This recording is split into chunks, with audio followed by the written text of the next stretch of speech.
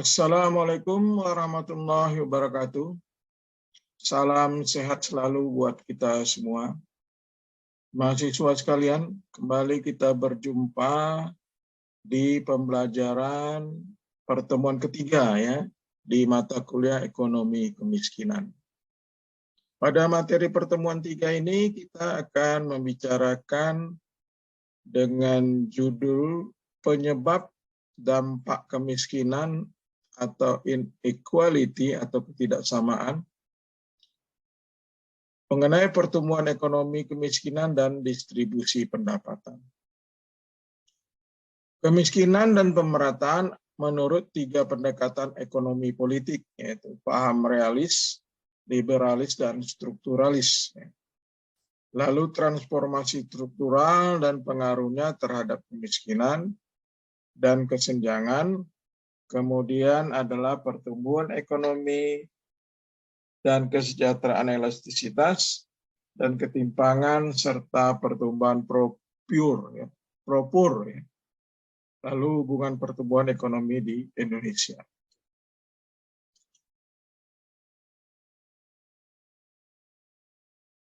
Kemiskinan dan pemerataan menurut 3 pendekatan ekonomi politik ya, atau paham realis, liberalis, dan strukturalis ya. Ini saya mencari-cari ya sebenarnya apa maksud dari kemiskinan dan pemerataan menurut 3 paham. Dan saya berkesimpulan sebagai berikut bahwa paham realis memandang bahwa kemiskinan dan pemerataan adalah sangat tergantung kepada negara yang bersangkutan untuk mengaturnya dan membenahinya. Jadi tidak dapat diintervensi dari negara lain. Misalnya WHO atau World Bank menetapkan bahwasannya ukuran daripada orang yang dianggap miskin dengan jumlah kalori atau pendapatan sekian, tetapi kita juga punya BPS sehingga kita lebih merdeka karena BPS atau negara kita sendiri yang mengatur daripada tingkat kemiskinan di Indonesia. Walaupun dari World Bank itu menjadi ukuran standar ya misalnya, tetapi dalam hal ini kita sebagai negara mempunyai bahwa kita sendiri yakin bahwasanya kita punya ukuran sendiri.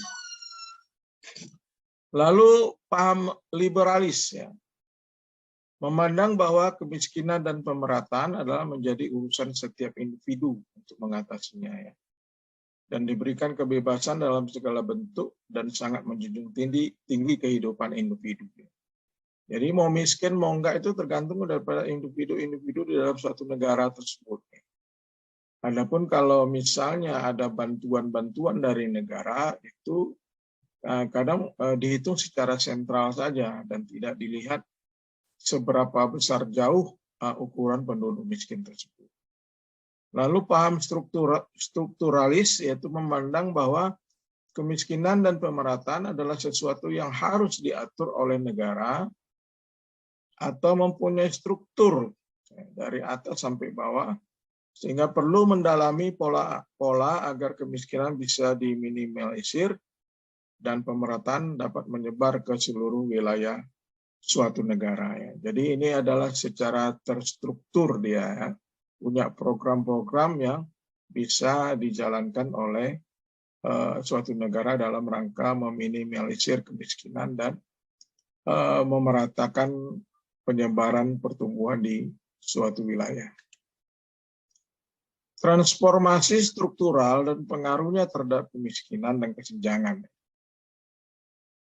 Transformasi struktur produksi itu terjadi juga di Indonesia, diikuti oleh dimulai dari transformasi struktur tenaga kerja, meskipun laju transformasinya sangat lambat dan masih didominasi oleh sektor pertanian. Ini menurut Budi Harso 1996. Mengkaji proses transformasi struktur ekonomi antar daerah di Indonesia, maka mendapati Indonesia telah mengalami transformasi struktural. Ini dibuktikan dengan penurunan pangsa sektor pertanian dan meningkatnya pangsa sektor industri. Jadi sama dengan negara-negara yang terjadi revolusi industri ya, yang semula negara itu adalah basisnya adalah pertanian. Tetapi basis pertanian ini tidak akan menjamin kebutuhan manusia itu akan terpenuhi. Sehingga haruslah ditempuh revolusi industri. Sehingga akhirnya negara-negara beralih dari dari pertanian menjadi industri. Karena Anda bisa bayangkan misalnya 1 gram beras dijadikan tepung ya, tepung beras misalnya, itu bisa berbagai macam kue dibuatnya dan berbagai macam orang bisa memakannya ya. Kalau padi cuman misalnya 1 muk, paling berapa orang yang bisa makan. Tapi kalau sudah jadi roti ya, atau jadi kue, banyak orang yang bisa memakan. Itulah kira-kira gambaran makanya beralih dari pertanian ke industri. Karena industri lebih menjanjikan kebutuhan manusia pada masa yang akan datang. Masalah unbalance transformasi itu seringkali menimbulkan perdebatannya seperti ini.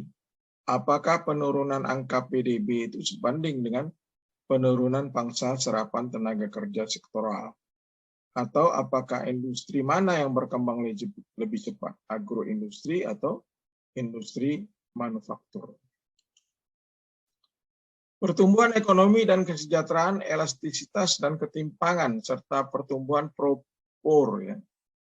Ada 3 konsep atau 3 indeks di dalam konsep pro-pure growth ya, yang ini secara implisit dijelaskan oleh World Development Report, bahwa data yang diperlukan tidak terlalu sulit, ya, sehingga mudah dihitung. Jadi mengenai konsep pro-pure growth ya, jadi pertumbuhan kemiskinan ya.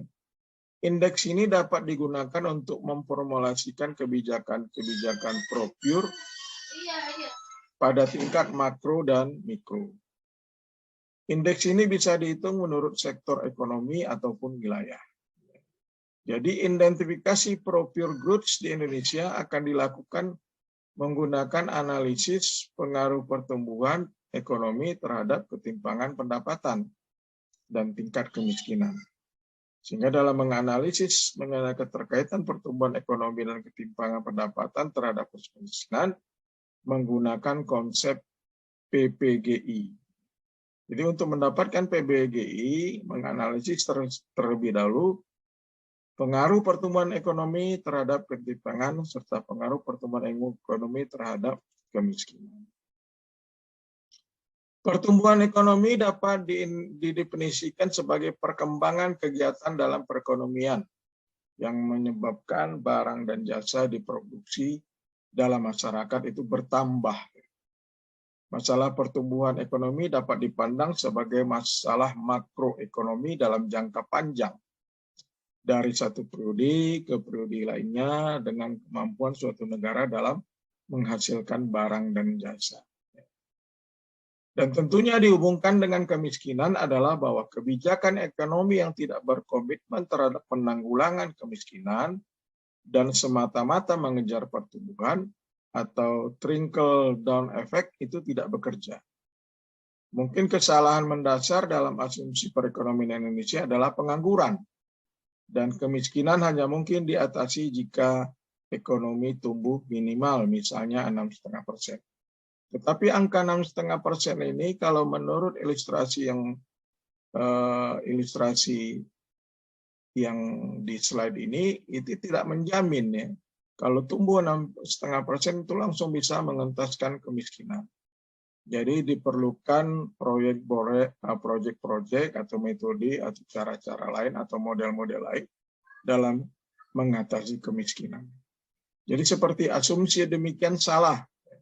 Yang dapat mengatasi pengangguran dan kemiskinan adalah pertumbuhan ekonomi yang melibatkan kegiatan ekonomi rakyat yang pelakunya adalah masyarakat miskin.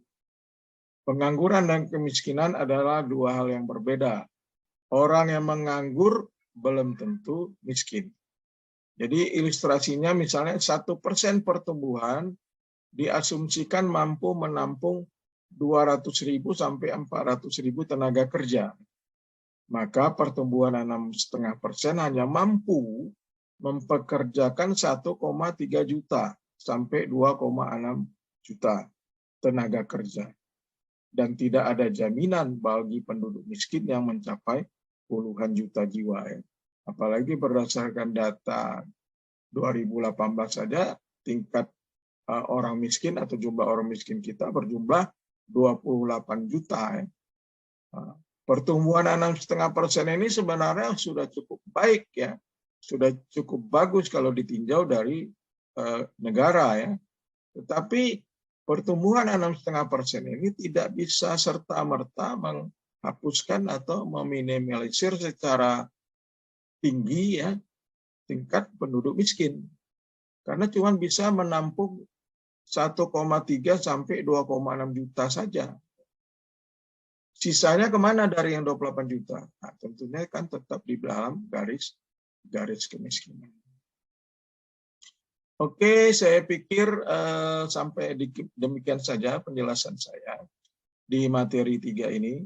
Selanjutnya silakan Anda membaca-baca referensi lain, mana tahu referensi Anda itu lebih bagus daripada saya, dan itu akan menambah nilai daripada keyakinan Anda dalam mempelajari mata kuliah ekonomi kemiskinan. Demikian saja.